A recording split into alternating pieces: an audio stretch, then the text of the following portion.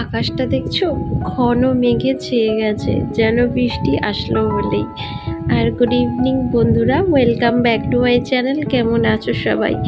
এবার ভাবছো যে গুড ইভিনিং কেন বললাম, কারণ এখন বাজে বিকেল 5:30।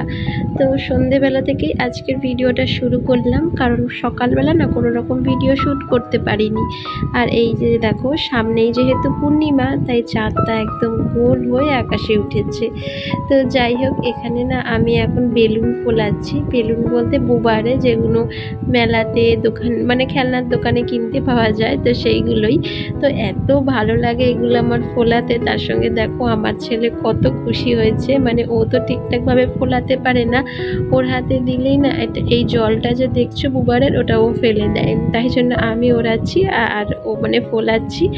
ও দেখো লাফালাফি করছে। আর বাইরের প্রাকৃতিক দৃশ্য, তার সঙ্গে ওয়েদার, সব কিছু মিলিয়ে মিশিয়ে যেন বলতে পারো একটা রোম্যান্টিক ওয়েদার হয়ে রয়েছে, জানো তো।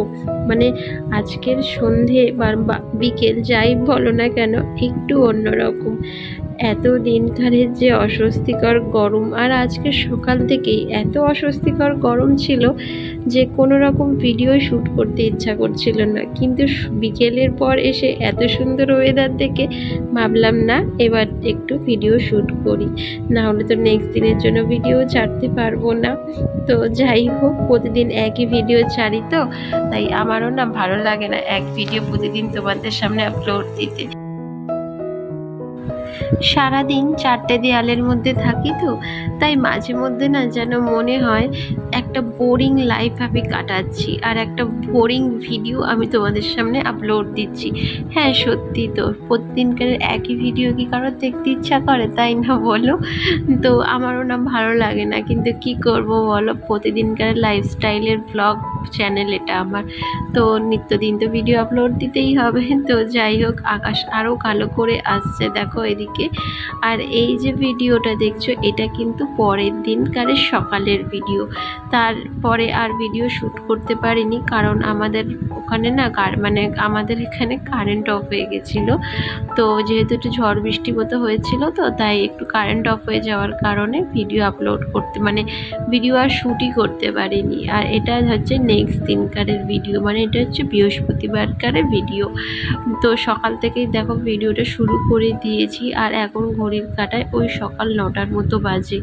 আগের দিন যে এত ঝড় বৃষ্টি হলো, কিন্তু আজকে দেখো সকাল থেকে এত সুন্দর একটা ঝলমলে রোদ্দুর যে দেখে আর লোভ সামলাতে পারলাম না, চারটি জামা কাপড় নিয়ে চলে এসেছি ছাদে মেলতে।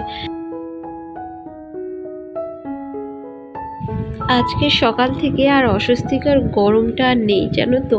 আর বাইরে খুব সুন্দর একটা হাওয়া চলছে, কিন্তু বন্ধুরা আকাশটা মাঝে মাঝে আবার অন্ধকারও করে আসছে, যেন মনে হচ্ছে কালকের মতো হয়তো আবারও আজকের বৃষ্টি হতে পারে। তো যাই হোক, এখন স্নান সারবো, তার আগে বাথরুমটাকে দেখো একটু পরিষ্কার করে নিচ্ছি। আর এই গামলার জলটা কালো কেন বলো তো, কারণ এটাতে না আমি জামা কাপড় ধুয়েছিলাম, এটা দিয়েই বাথরুম ঝাড় দেবো বলে জলটা আর ফেলিনি। তো যাই হোক, বাথরুম টাথরুম ঝাড় দিয়ে, আর আজকে যেহেতু বৃহস্পতিবার, তাই আমাকে সকাল সকালই স্নানটা করতে হচ্ছে।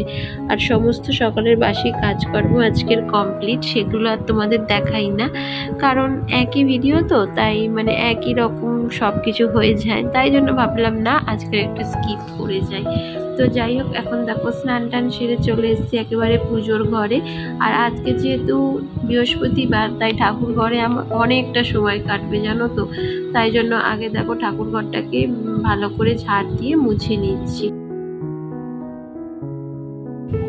বন্ধুরা, ভিডিওর মাঝখানেই তোমাদের কাছে একটা ছোট্ট রিকোয়েস্ট, যে আমার ভিডিওর কোনো অংশ যদি তোমাদের একটুও ভালো লেগে থাকে, তাহলে অবশ্যই একটা লাইক শেয়ার অ্যান্ড কমেন্ট করে আমার এই ছোট্ট চ্যানেলটাকে একটু এগিয়ে নিয়ে যেতে সাহায্য করো।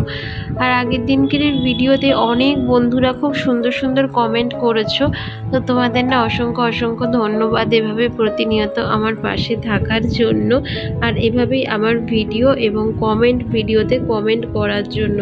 আমি কখনো ভাবিনি যে তোমরাও এভাবে আমাকে একটু একটু করে ভালোবাসা দেবে, জানো তো। তো যাই হোক, তোমাদের ভালোবাসার মর্যাদা আমি অবশ্যই দেব বন্ধুরা, শুধু তোমরা আমার পাশে থেকো, ব্যাস, আর কিছুই চাই না। তো যাই হোক, এখন দেখো পুজোর বাসনগুলোকেও মেজে নিচ্ছি। আর আজকে যেহেতু বৃহস্পতিবার, তো তাই অনেকগুলোই দেখো বাসন পড়েছে, তার সঙ্গে পিতলের বাসন অনেকগুলো পড়েছে। এখন না বন্ধুরা, পিতলের বাসন এমনি সার্ফ দিয়ে মাজলে আর পরিষ্কার হতে চায় না, তাই এখন না আমি একটু পিতাম্বারি দিয়ে রাখি। আর পিতাম্বারি দিয়ে কিন্তু পিতলের বাসন খুব তাড়াতাড়ি চকচকে হয়ে যায়। ওই 5 মিনিটের মতো একটু মাখিয়ে রাখতে হয়, তারপরে সার্ফের কস ব্রাইট দিয়ে একটু পরিষ্কার মানে একটু ঘষে নিলেই চকচকে হয়ে যায়। আর আমার যেই গোপুসোনা সিংহাসনটা দেখছো, এটা না পুরো একদম কালো ছিল, জানো তো। আমি প্রতিদিন একটু একটু করে মাজতে মাজতে এটাকে চকচকে করেছি, অবশ্যই পিতাম্বরী দিয়েই মেজে চকচকে করেছি। তো সবসময় তো পাতিলেবু কেনা সম্ভব নয়, আর এখন তো গরমের সময় বুঝতেই পারছো পাতিলেবুর দাম কত হতে পারে। মানে আমাদের এখানে তো 15 টাকা জোড়া, তোমাদের ওখানে কত কি সেটা অবশ্যই কমেন্ট করে জানিও। আর এই যে দেখো সিংহাসনে এখন আমি মানে ঠাকুরের আসনগুলোকে পেতে নিচ্ছি। আর আজকে যেহেতু বৃহস্পতিবার, তাই এগুলোকে আমাকে তো চেঞ্জ করতেই হবে। প্রতি বৃহস্পতিবার করে আমি এই ঠাকুরের কাপড় চোপড় পরিষ্কার করে, মানে পুরানো যেগুলো সেগুলো চেঞ্জ করে নতুন জামা কাপড় কাঁচা ধোয়া পেতে দিই। তো যাই হোক, এখানে ঠাকুরগুলোকেও এখন আমি পরিষ্কার করে নিচ্ছি দেখো। আর এই যে বাঁশির সাথে ময়ূর পেখমটা, এটা আমার খুব একটা প্রিয় জিনিস বলতে পারো। আগের বৃহস্পতিবার একটু অসুবিধা থাকার কারণে আমি না ঠাকুরকে পুজো দিতে পারিনি। আর তার সঙ্গে মা লক্ষ্মীর ঘর থেকে শুরু করে এই সমস্ত জামা কাপড় সবই নোংরা হয়ে পড়েছিল। তো একটা সপ্তাহ যদি পুজো না দিই না বন্ধুরা, এত মন মেজাজ খারাপ হয়ে থাকে আমার, যে বলার মতো নয়। কিন্তু কি করব বলো, মেয়ে হয়ে জন্মেছি, অসুবিধা তো থাকতেই হবে প্রতি মাসে। তো যাই হোক, এখন দেখো আমি ঠাকুরকে স্নান টান করিয়ে একেবারে রেডি করিয়ে সিংহাসনে পেতে দিয়েছি। আর তার সঙ্গে ঠাকুরের মানে মা লক্ষ্মীর ঘরটাকেও পেতে নেব। আর এই আমের পল্লবটা দেখছো আজকের কতটা সুন্দর এনেছে। মানে প্রতিদিন তো একরকম পায় না, প্রতি সপ্তাহে তো মাঝে মধ্যে না আবার ছেঁড়া ফাটা থাকে, জানো তো। আর এখন বেলপাতা, আমের পল্লব এগুলো না একদম বাজে।